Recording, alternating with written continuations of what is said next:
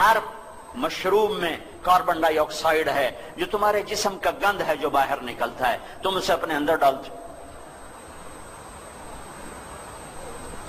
پکوڑے، سموسے، کھجور کھاؤ، کوئی پھل کھاؤ، سادہ پانی پیو، نماز پڑھو، ہلکا سا کھانا لو، آرام سے تراویح پڑھی جائے گی. وہ اتنی تباہی پھیرتے ہیں افطاری پر، پھر روٹی بھی کھاتے ہیں. تو اپنے روزے سے جسم کا فائدہ بھی اللہ نے اٹھانے کا کہا ہے. کیا ہے؟ احتیاط سے کھاؤ، اندھا دھند نہ کھاؤ. شدید گرمی ایک دم ٹھنڈے پانی نہ اپنے پیٹ میں ڈالو، برف کا پانی، فریج کا پانی، ٹھنڈے پانی. یہ سفید چینی، اس کو وائٹ پوائزن کہا جاتا ہے. ساری دنیا میں دیسی چینی زیادہ مہنگی ہے اور یہ سستی ہے. یہ تمہارے جسم کا زہر ہے. یہ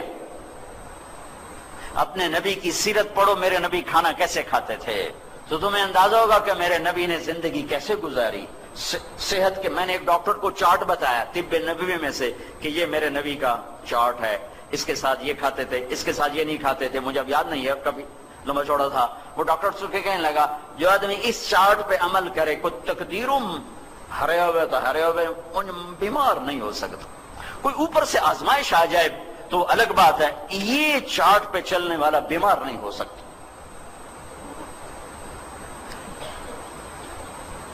تو بھائیو، افطاری میں پڑھ کے مغرب کی نماز یا تو پڑھتے ہی نہیں یا گھروں میں پڑھ لیتے ہیں. دوڑو مسجد کی طرف، ہلکی افطاری کرو، مسجد کی دوڑ لگاؤ، تراویح پڑھو. تراویح پہ اللہ نے کیا دیا ہے؟ جس نے تراویح کو ادا کیا رمضان میں، اس کے پچھلے سب گناہ معاف ہو گئے. تراویح کے ہر سجدے پہ 1500 نیکی لکھی جاتی ہے. تراویح کے ہر سجدے پہ جنت میں ایک محل بنتا ہے جس کے 60,000 سونے چاندی کے دروازے ہیں. یہ بہت بڑا طبقہ. پہلے دن مسجد بڑی بھری ہوگی. یہ عائشہ مسجد میں اب تو مجھے بہت عرصہ ہو گیا رمضان یہاں گزارے. سفر ہی سفر ہے، لیکن کئی رمضان پہلے 3 دن بڑا رش، چوتھے دن ادھی صف گئی، اگلے دن ہور گئی، اگلے دن ہور گئی، 5ویں دن وہی پرانے بندے. مسجدوں کی دوڑ لگاؤ، مسجدوں کی دوڑ لگاؤ.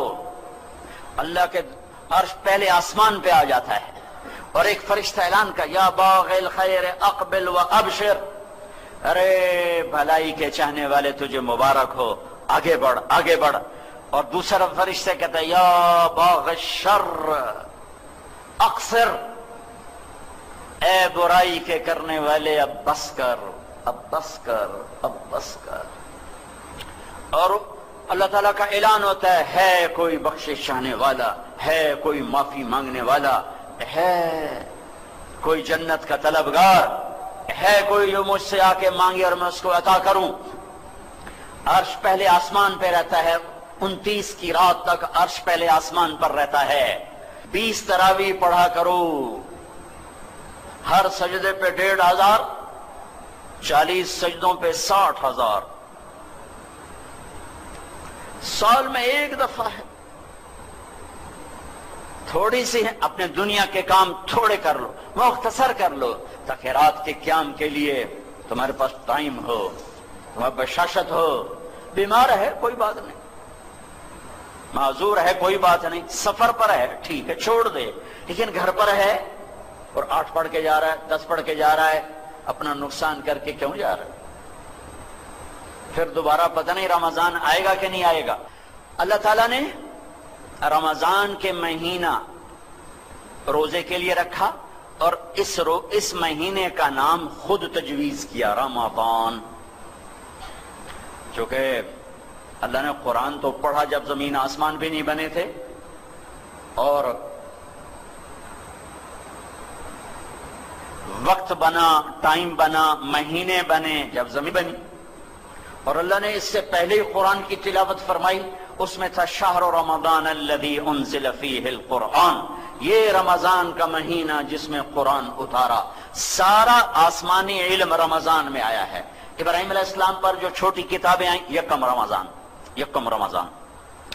موسیٰ علیہ السلام پہ تورات آئی 2 رمضان. داؤد علیہ السلام پہ زبور آئی 6 رمضان. عیسیٰ علیہ السلام پہ انجیل آئی 18 یا 12 رمضان. ہمارے نبی پر قرآن اترا 21 رمضان، سارا علم رمضان میں آیا ہے، رمضان میں آیا ہے۔ غزوہ بدر ہوا رمضان، فتح مکہ ہوا رمضان۔ رمضان کا نام رمضان کیوں رکھا؟ روزے اور لفظ رمضان میں مناسبت کیا ہے؟ رمضان کا مطلب ہے جل جانا، جل جانا۔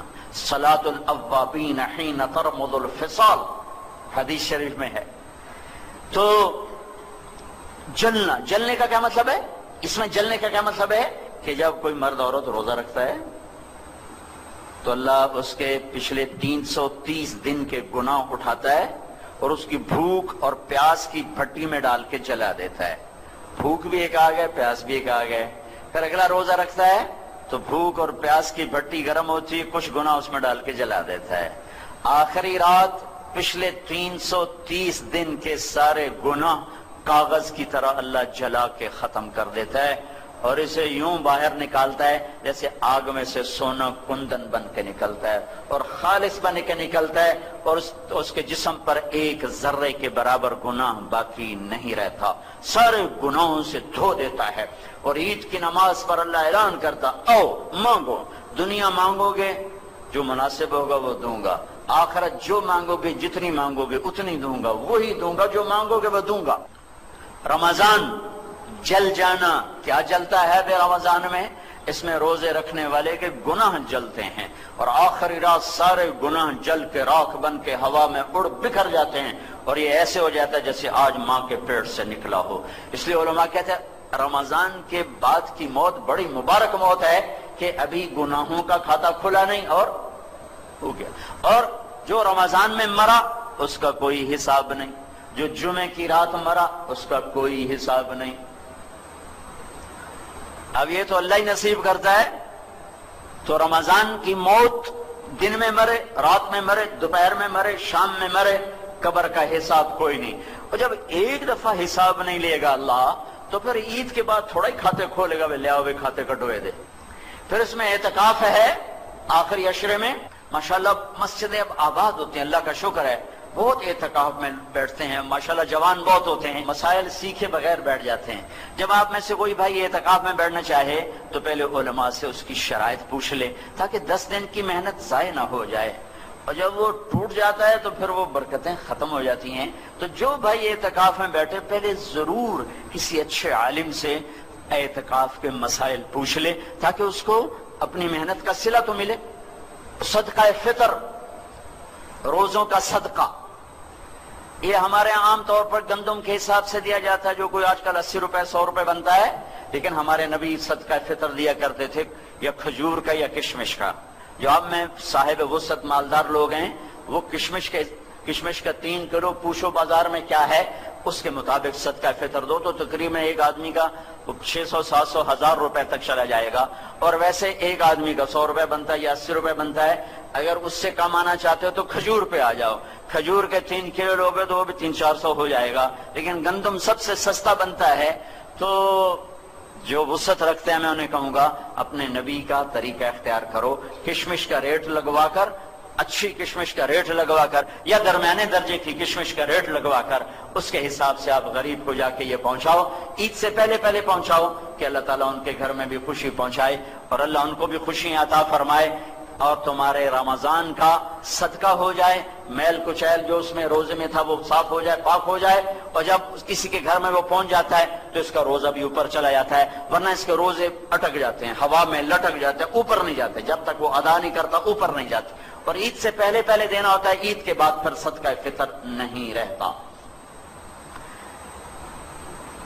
آخری بات یہ کہنا چاہتا ہوں بھائیو،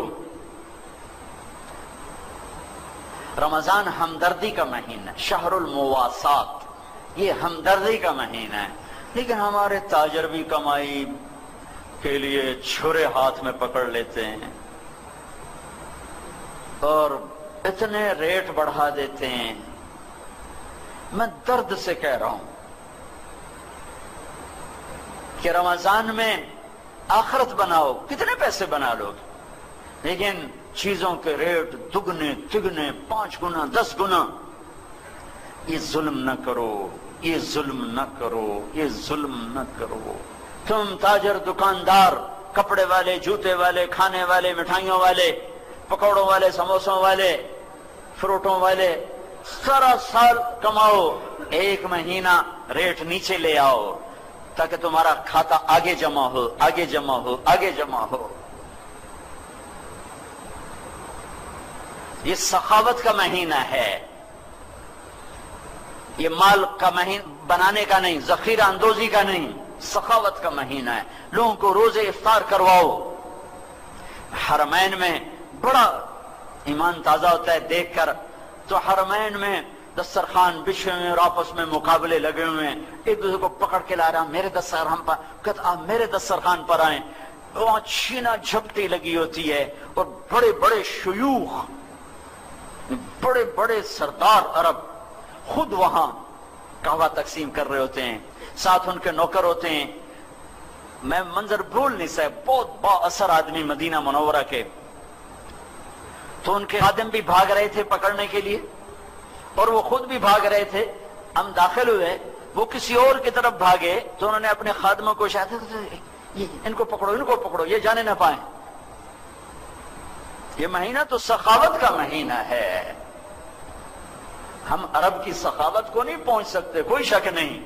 اجمی بخیل ہوتے ہیں، عرب سخی ہوتے ہیں۔ حاتم طائی سے کسی نے پوچھا تھا، کوئی اپنے سے بڑا سخی بھی دیکھا؟ کہنے کہ ہاں، عرب کا ہر بدو مجھ سے بڑا سخی ہے، میں تو بادشاہی کی وجہ سے مشہور ہو گیا۔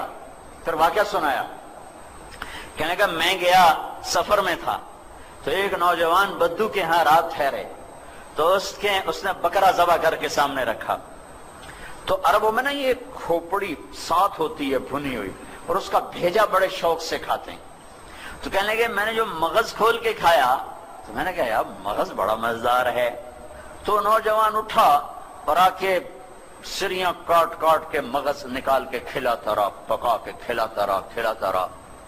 جب میں صبح اٹھا تو میں نے دیکھا اس نے 100 بکریاں ذبح کر کے صرف ان کی سریاں کاٹ کے بھون کے ہمیں کھلا دی تھی۔ اور میں نے اس سے کہا اے نوجوان تیری جائیداد کیا ہے؟ کہ یہی جو پڑی ہو جو دیکھ رہے 100 بکری، کہ یہی میری جائیداد تھی۔ ارے تو نے اپنے لیے کچھ بھی نہ چھوڑا؟ کہ مہمان کو خوش کرنا ہمارا شیوا ہے۔ تم کیسے بیٹھے مسلمان ہو کہ ہر تاجر چھرا لے کے بیٹھا ہوا ہے؟ کیا کپڑے والے، کیا کھانے کی چیزوں والے، ہر کے ہاتھ میں توری دھار کا خنجر ذبح کرنے پہ لگا ہوا ہے۔ میں اس دیس کا باشندہ ہوں، میرے ماں باپ کی قبریں اس دیس میں ہیں، اور اسلام کے نام پہ 2 ریاستیں 14 صدی بنی ہیں، ایک مدینہ کی ریاست، ایک پاکستان کی ریاست، اور 27 رمضان کو اللہ نے اسے وجود بخشا۔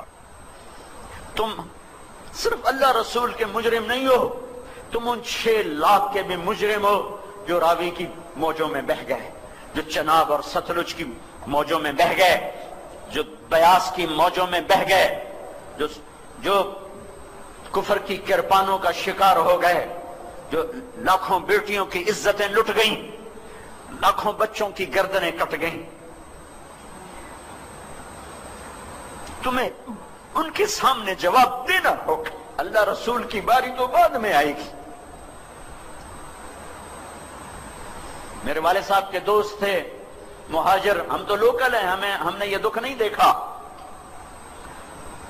وہ ابا جی کو بتا رہے تھے، میں سن رہا تھا کہ یہ جلندھر سے بھاگا، خاندان سارا کٹ گیا، اکیلی جان لے کے بھاگا، لاہور کا رخ تھا، رات کو چلتا تھا، دن میں کماد میں چھپ جاتا تھا، ستمبر کا مہینہ تھا، اتنا تھا کسی طرح پاکستان پہنچوں۔ تو چلتے چلتے چلتے چلتے پتہ چلا میں دریائے ستلج پہ جا نکلا، لاہور کو ڈھونڈتے ڈھونڈتے ستلج بہاول نگر کی طرف، تب سامنے بپھرا دریا، پیچھے کرپانیں تلواریں، میں نے کہا دو موتیں یقینی ہیں، یا پیچھے کرپان ہے یا آگے دریا ہے پانی کی. تو میں نے کہا پانی میں مرنا آسان ہے، تیرنا نہیں آتا تھا. میں نے کہا پانی میں مر جاؤں آسان ہے، یہ ذبح ہونا مشکل ہے. تو میں نے کہا چلو ڈوبتے کو تنکے کا سہارا. اب یہ میرے ابا جی کو سنا رہا ہے، میں بیٹھا سن رہا ہوں، ڈیرے میں بیٹھا ہوں. کہا مجھے ایک لکڑی مل گئی بڑی ساری، تو میں نے اس کو اٹھایا، میں نے اسے پانی میں ڈالا. میں نے کہا یا اللہ میری زندگی ہے تو پار لگا دے. تو اس لکڑی کے سہارے میں نے پانی میں چلنا شروع کیا. کہا میں تھوڑا سا پانی میں گیا، میں نے دیکھا دریائے ستلج لاشوں سے بھرا بہ رہا تھا. لاشیں پانی کے اوپر چھا گئی تھیں. وہ پوچھیں گے نہیں کہ اس لیے پاکستان بنایا تھا کہ زنا کے اڈے قائم ہو،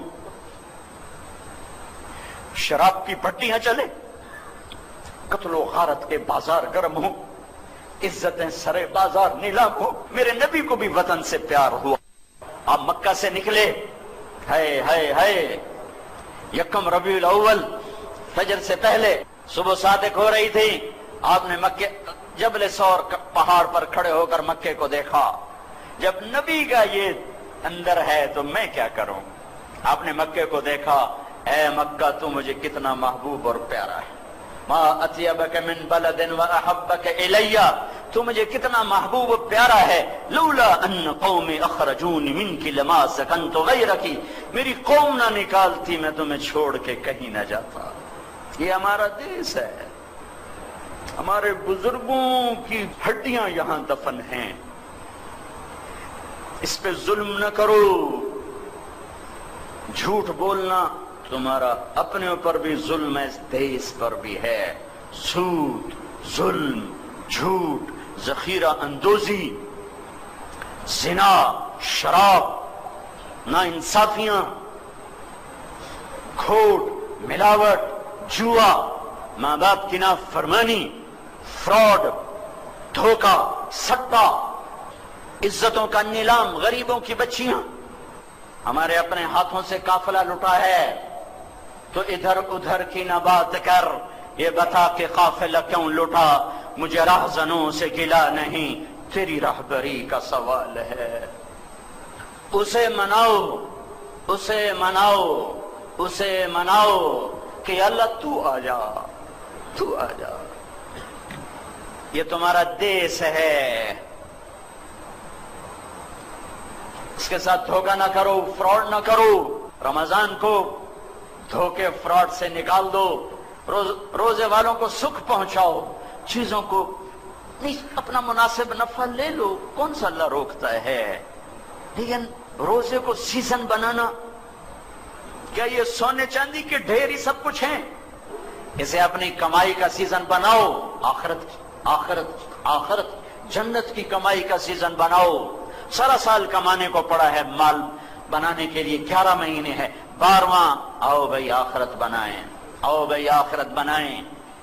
اور رمضان شروع ہونے سے پہلے 4 کام بڑے خطرناک ہیں.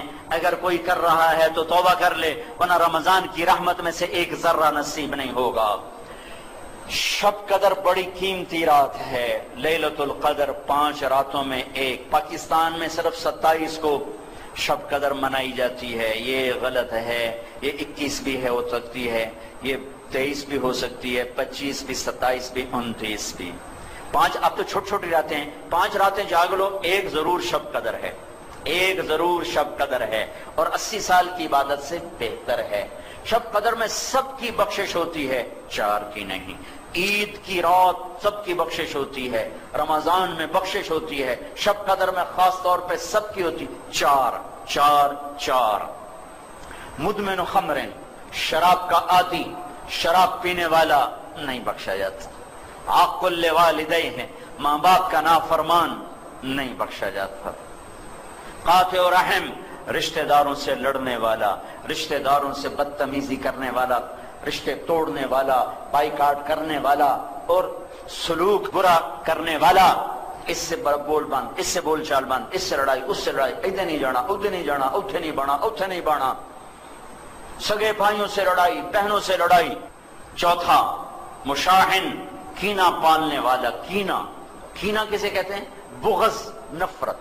کینہ نفرت کے ساتھ نقصان پہنچانے کے منصوبے، اس کو کہتے ہیں کینہ۔ مشاحن، بھائیو یہ آواز اس ٹی وی کے ذریعے دور تک اللہ تعالیٰ پہنچا رہا ہے۔ یہ چار چیزوں سے اللہ ہم سب کی حفاظت فرمائے، سب کی حفاظت فرمائے۔ کوئی بھائی پھنسا ہوا ہے، باہر آ جاؤ، شراب توبہ کرو، ماں باپ کی نافرمانی معافی مانگ لو، رشتہ داروں سے قطع تعلق ہے صلح کر لو، کسی کے بارے میں بغض، نفرت، کینہ، معافی مانگ لو، توبہ کر لو، سب کے دوست بن جاؤ، سب سے ہمدردی رکھو۔ افشوا السلام بینکم، سلام پھیلاؤ، سلام پھیلاؤ، سلام پھیلاؤ۔